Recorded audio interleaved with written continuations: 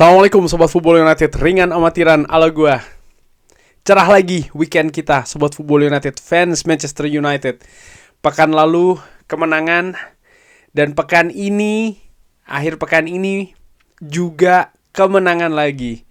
Manchester United menciptakan 4 gol, walaupun Brighton berhasil juga menciptakan 2 gol ya. Tapi pada akhirnya 3 poin, 3 kemenangan beruntun di Premier League. Hasil yang fantastis menurut gue. Ini luar biasa menurut gue ya, dengan apa yang terjadi di Manchester United, terutama di awal-awal musim.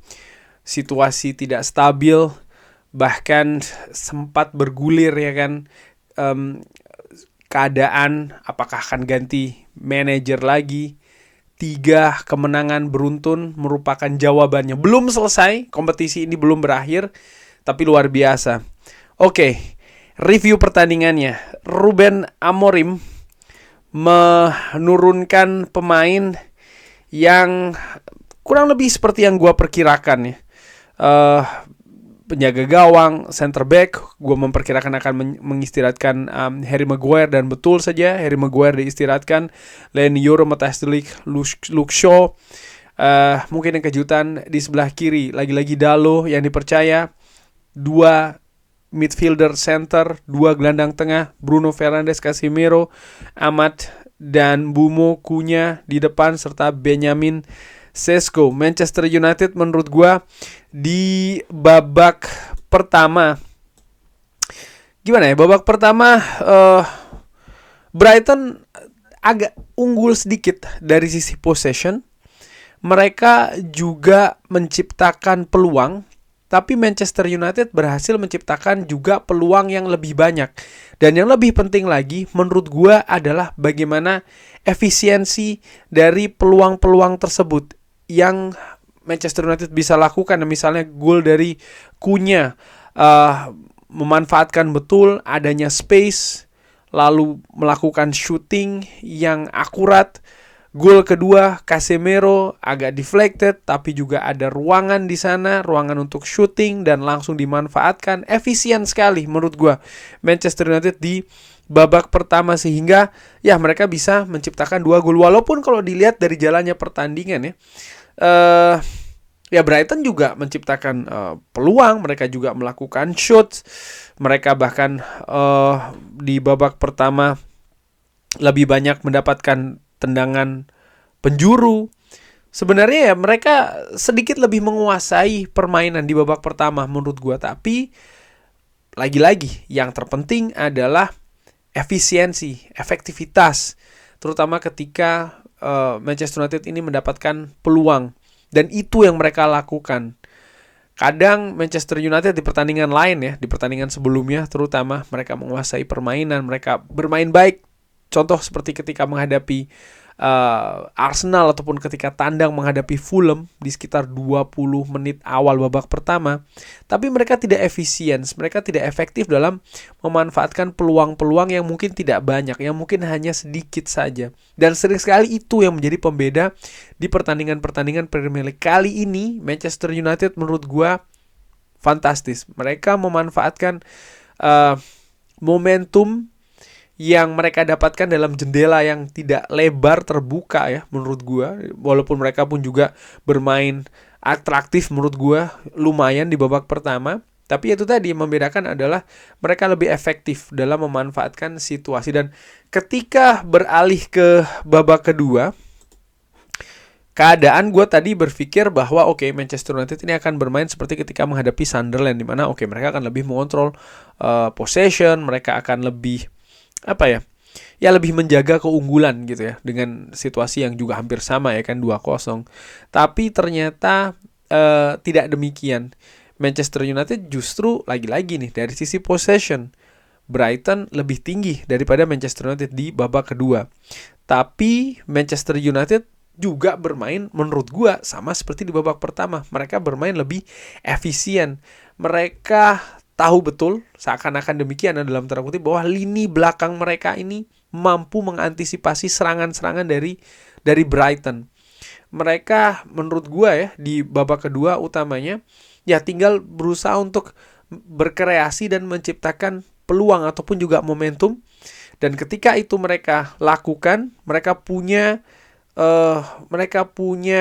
apa ya? Ya mereka punya kekuatan untuk memaksimalkan peluang tersebut. Dan betul saja di menit ke-61 Mbeumo mencetak gol. Dan keadaan 3-0 ini sebenarnya situasi yang sangat-sangat nyaman. Dan golnya menurut gue juga fantastis ya. Bagaimana Mbeumo memanfaatkan situasi. Ada assist dari Benjamin Sesko. Dan ya menurut gue dengan jeli dia melesakkan tendangan ke gawang dari Verbrugge. Keadaan 3-0 gue berpikir tadinya oke, inilah waktu dimana Ruben Amorim mungkin menurunkan pemain-pemainnya, melakukan rotasi. Dimulai dari Eindhoven diturunkan, lalu Dorgu, lalu juga Kobbie Mainoo.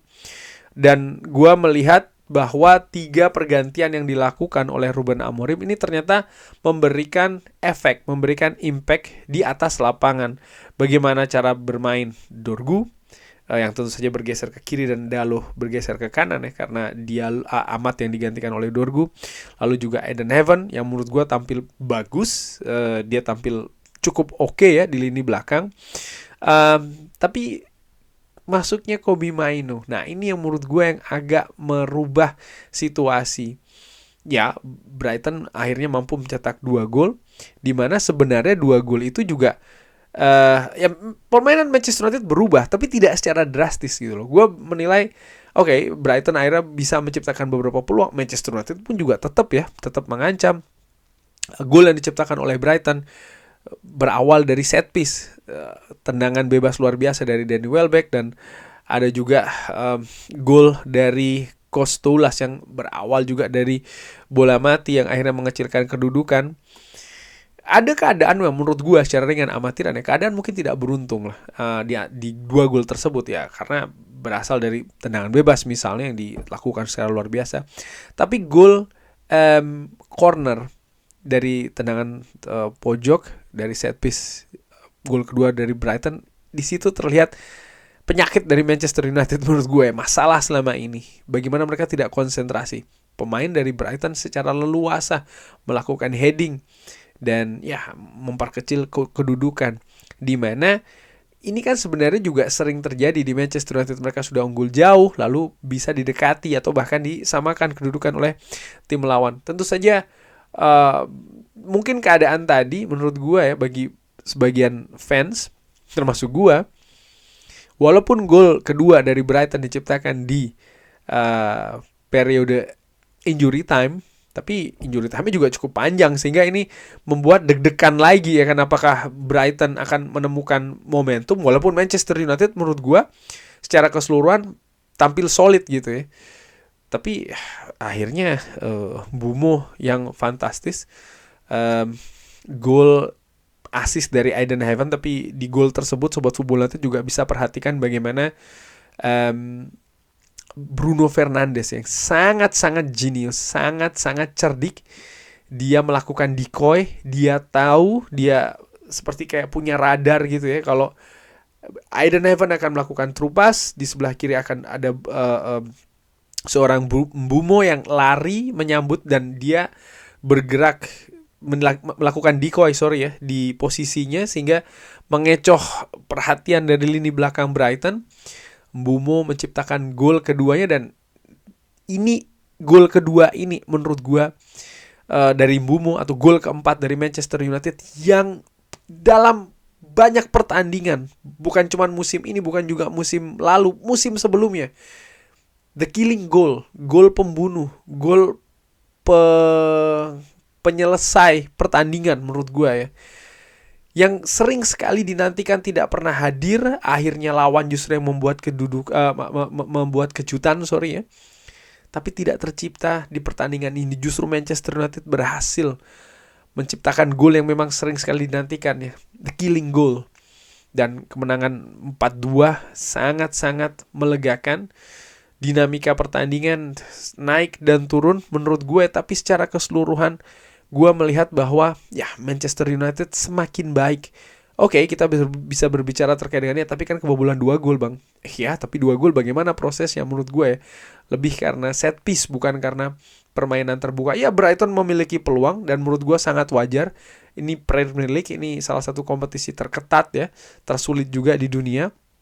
Sehingga sangat tidak mungkin ketika dua klub bertemu lalu klub lainnya nih sama sekali tidak memiliki peluang, sama sekali tidak bisa bergerak dan lain-lain. Impossible menurut gue, tidak mungkin. Tapi bagaimana Manchester United bisa memanfaatkan situasi, tampil efisien, dan ya akhirnya Manchester United berhasil mendapatkan kemenangan ketiga di 3 kemenangan beruntun, luar biasa. Dan dengan hasil ini Manchester United berada di peringkat keempat ya. Ketika video ini gue bikin, Manchester United berada di peringkat keempat dengan nilai 16, 9 kali main. Selisih 1 angka dengan Sunderland di peringkat kedua juga dengan 9 kali main. Sementara Arsenal dan juga Manchester City ada di atas Manchester United, tapi mereka masih 8 kali bermain ya. Dan di bawah Manchester United ada Bournemouth dengan nilai 18 dari 8 kali bermain. Ya, jadi di bawah Manchester United ada Bournemouth. Gue tidak perlu ke bawah-bawahnya lagi ya. Wah, timnya banyak banget karena Manchester United berada di peringkat keempat, masuk ke zona Liga Champions. Sudah puas? Belum. Ini masih 9 pertandingan Sobat Football United. Masih sangat panjang perjalanan ya. Tapi ada momentum positif yang terus terjaga ini di pertandingan menghadapi Brighton. Namun demikian menurut gua ya, sekaligus juga menutup pertandingan ini, gua merasa ada satu hal yang mengkhawatirkan. Yes, Manchester United tampil lebih enak, mereka nampak lebih paham ya, mereka juga artinya paham dengan sistem yang ingin dimainkan. Mereka juga menurut gua bisa beradaptasi dengan keadaan ya, karena misalnya sama-sama unggul 2-0, tapi bagaimana pendekatan ketika menghadapi Sunderland dan ketika menghadapi Brighton menurut gue berbeda. Yang gue khawatirkan, tadi balik lagi, yang gue khawatirkan adalah kedalaman skuad Sobat Football United. Karena ketika Ruben Amorim melakukan pergantian, gue merasa ada degradasi kualitas permainan. Walaupun tidak drastis, tapi penurunan itu ya, menurut gue ini terlihat. Dan ini menurut gue PR yang harus dikerjakan oleh tim kepelatihan Manchester United. Yes, squad Manchester United ya seperti inilah gitu ya. Tapi kan tidak bisa hanya kita menunggu bursa transfer untuk memperbaiki keadaan ini ya. Dimana mendatangkan pemain baru di bursa transfer ini salah satu solusinya untuk menambal kedalaman skuad baik dari sisi kuantitas dan juga kualitas. Tapi kan tidak hanya itu saja. Salah satu solusi lainnya adalah ya tim kepelatihan harus mempersiapkan nih kedalaman skuad yang ataupun ya keadaan skuad yang mungkin kedalamannya tidak cukup saat ini. Anyway, rayakan Sobat Football United 3 kemenangan beruntun. Manchester United saat ini berada di papan atas di peringkat ke-4. Bagaimana menurut Sobat Football United? Seperti biasa silakan drop di kolom komen. Terima kasih sudah menyaksikan. Jangan lupa like, sholat, dan juga subscribe. Wassalamualaikum warahmatullahi wabarakatuh. Thank you.